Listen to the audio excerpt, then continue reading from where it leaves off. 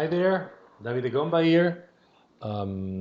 This first lesson of the Fluid Networks workshop, or the first chapter of the Fluid Networks workshop, is addressing and describing the kit you are receiving in these days. We are going to talk about the kit I carved with my hands. The kit is made out of 15 different parts, which basically bring together two aspects of this world I'm part of. We're going to use this board Arduino Maker 1010 and Seed Studio products. They're called Grove modules. We're going to talk part by part, so maybe it's not going to be the most interesting lesson I'm going to record for you. Maybe you are going to go through this lesson, which is also a presentation I'm going to share, and I'm going to put this documentation in landing page for the workshop I'm going to produce in the next few days. So this is the kit. You are supposed to have received 15 parts. If something is missing, ping me. We're going to send you back or try to solve, make you buy the part. Maybe it's easier in that way. We're going to solve that. The kit is made of 15 parts. The most interesting one is this one, is the MKR 1010. I screenshot the components, all the features this board has. Everything you need to know is it's a 32-bit microcontroller, and Arduino properly took out all the pins you can see here or here that allows us to create different connection towards the physical world. Here's another way to see the board. Maybe it's easier to see it like that. This is a user, Martin Henske, that produced a map. Here we have, this is the chipset. This one over here is SUMD21G18A in the format 48QFN, which is a specific format.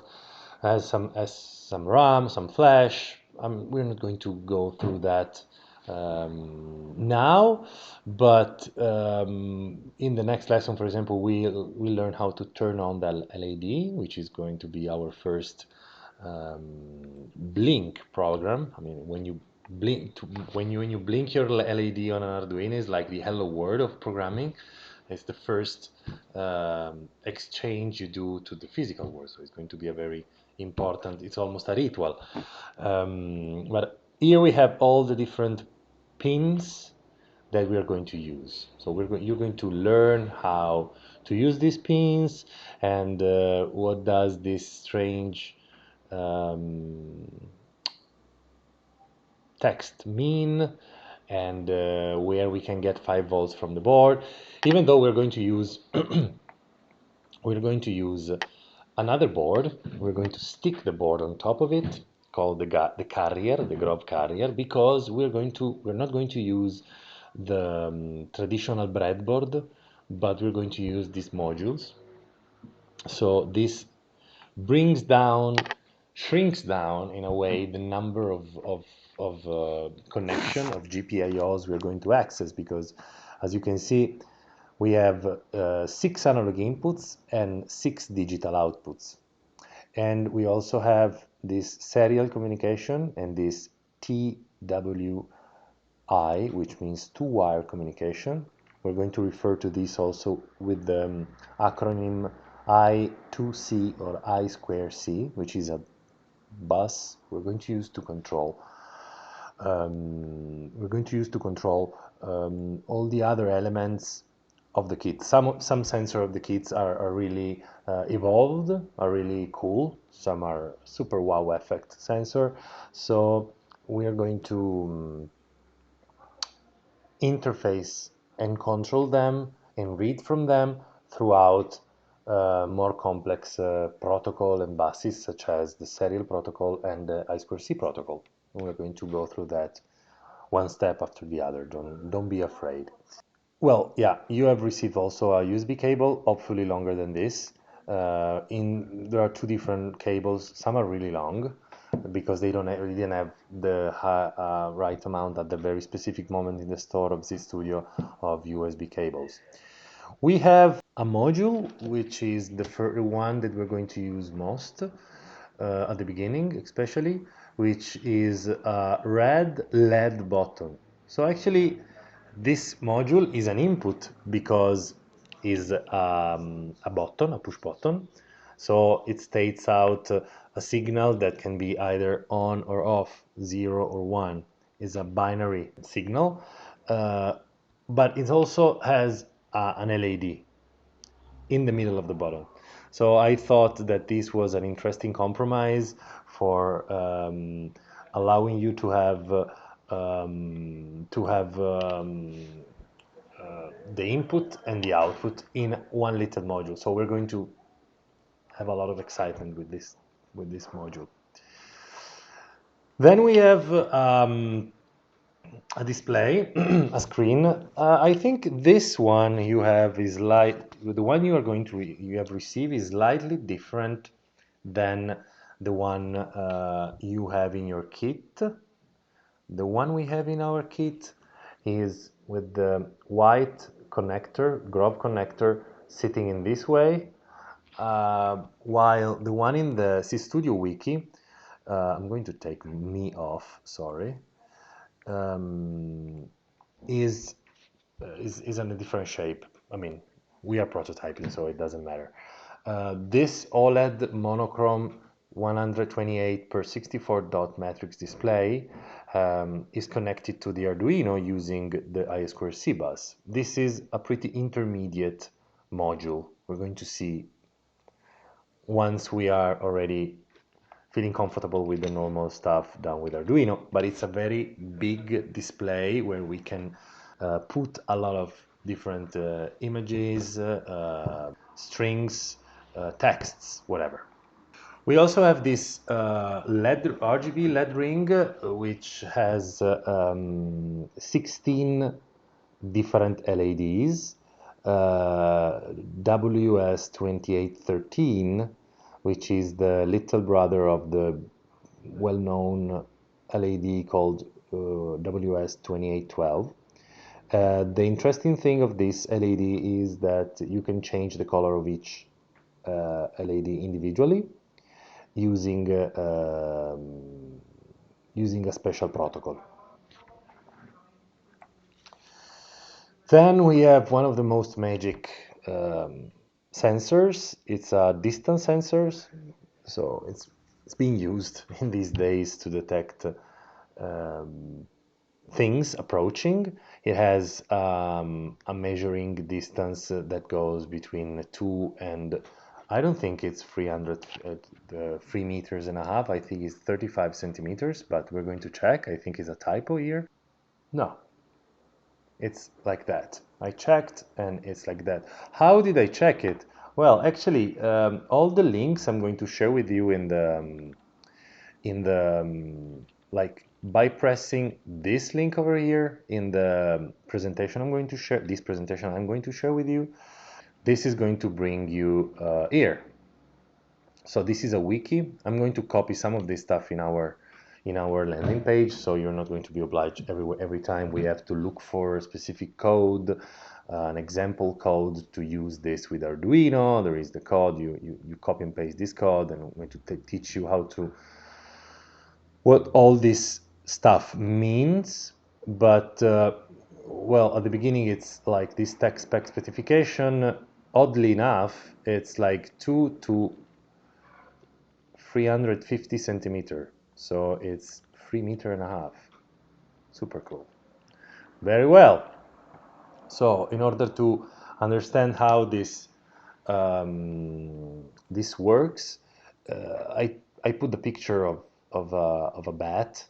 Actually, one of these is an emitter and one is a receiver, and they send a specific amount of ultrasonic signal and take the distance by listening on how the signal is received. It's a very peculiar, in a new form factor. Usually you have two pins. This one, this you read the data in one pin like an analog input, so it's really interesting. Then we have one of the most simple sensors, which is the light sensor, which is an analog input. You can do so many cool stuff with an analog sensor like this. This is one of the first sensors we're going to use. Then we have well, there is a typo, a temperature and humidity sensor.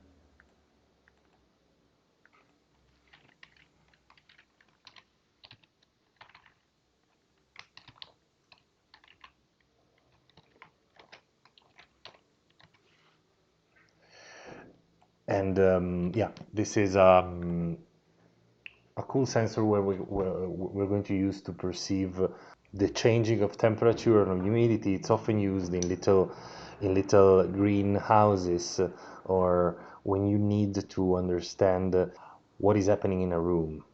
You have this explanation over here that gives you an insights of the product. You can reach, of course, by clicking in the link. Then we have a Super Pro sensor. I don't think we're going to use this sensor in the first part of the course, in this first course, which this sensor is quite a complex sensor. Maybe we're going to see it, I don't know. It depends also how you react to our course. And this works with NFC, near field communication protocol. This one is an NFC tag, but I am sure you can use it, whichever tag you have from the subway, from the cinema, from like, we are in the age of NFC, so you can even use smartphones to have NFC. These are the tech spec of this sensor, which is quite good because it type A and B protocol from the ISO 14443. Then there are several simple actuators, so no more sensors, that will allow us to toy around stuff, toy around our world. This is a servo, which is a really precise lever that we can move and point in 360 degrees, I guess. These are all the power, the torque, the speed these are all you need this data if you want to calculate how much, for example, how much kilograms can he hook up. Very little, because this is a really tiny servo, but enough to create interesting interaction. Really amusing, really amusing interaction with our physical world. Suppose how many things you can do with something pointing and clicking, like you can even turn on and on a light, or control stuff in your room. Because I am in a room, I will be recording from many different rooms, and you are all in your room. So we're going to share our little videos on these tables we're going to have. It's very different teaching in this way than in a standard way where we're sharing the same room. Maybe we have a workshop, we have several stuff we can share. This is really big kit for one person. We have very good possibility to create very complex stuff. So the next is the most dangerous well, simple, not complex. Dangerous and complex. I'm going to take myself off. Actuator. It's a relay.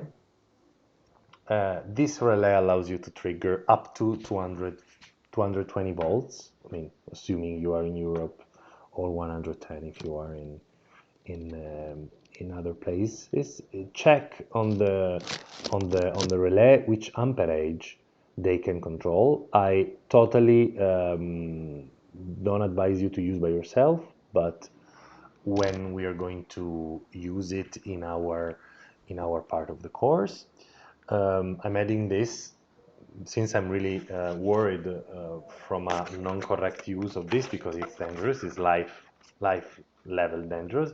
This is the packet from C Studio of this product, the relay. And as you can see, also they are concerned. They sold it with a special laser cutting kit that allow you to isolate the relay from you. But yeah, we're going to have a lesson just to use this guy. Um, don't be brave. Don't try yourself. Okay. Don't do it at home unless we are going to we are going to do it together. Yeah, and then we have the big wow effect. This we're going to use it in our first workshop, in our first part of the course, like most of the things we have seen, except from the most complex one, like NFC and OLED screen. And this is a gesture sensor. So this sensor is going to perceive the movement of our hand on it, and we're going to use it in all these different 9 basics gesture. So we're going to create special things that we're going to see displayed, like the final object of this introductory course is allowing you to use the examples that come with these sensors or actuators, and make yourself acquainted with this code. Most of you don't know how to code, and you don't have to be afraid to code. And also, like, sew them together, like connect this gesture to this color, or this number of gesture to a sort of a code that will allow the servo to open a little case, for example, or whatever. We have extra cables and we have this Grove I2C hub that will allow us to connect multiple I2C devices to the same Arduino. Interesting. So that's everything for today. I hope this first attempt to record and tell my story to you was good. We're going to use extra cameras that will allow me to show you what I'm doing, even if, yeah, it's going to be easy and well documented, hopefully. That's all for this lesson. Happy making to everybody. See you at the next lesson.